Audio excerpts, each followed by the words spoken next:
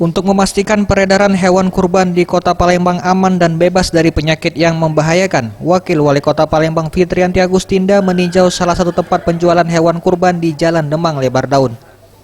Wakil Wali Kota Palembang Fitrianti Agustinda menghimbau masyarakat untuk cerdas membeli hewan kurban dengan memperhatikan usia dan kesehatan hewan, serta meminta surat bebas penyakit yang dikeluarkan oleh Dinas Peternakan.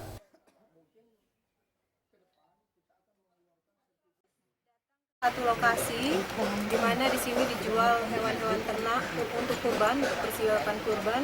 Jadi kurang tanggal 11 Agustus kita sudah Idul Adha ya, yang 1440 Hijriah itu ya Pak ya. Mohon maaf kalau saya keliru.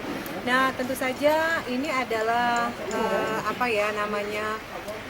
rutin yang kita lakukan, persiapan-persiapan yang kita lakukan dari Dinas Peternakan khususnya Pak Suyati, dan juga di sini telah hadir dokter kita yang biasa memantau hewan-hewan ternak yang akan dikurbankan.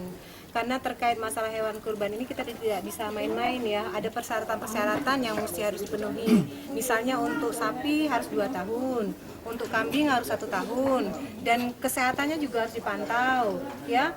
Jangan sampai terkena penyakit, misalnya antraks tadi Pak ya, terus sakit kuku, misalnya, terus sakit-sakit yang lain.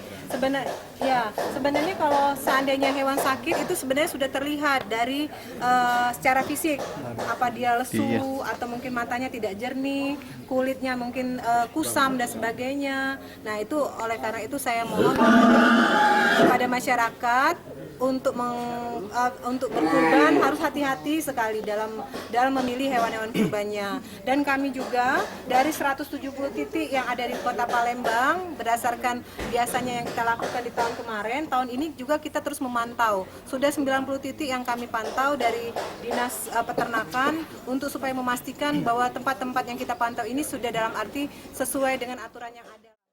Dirinya juga meminta agar para penjual hewan kurban tidak menggunakan trotoar dan bahu jalan karena akan ada sanksi yang diberikan bagi penjual yang membandel. Tim Liputan Sriwijaya TV.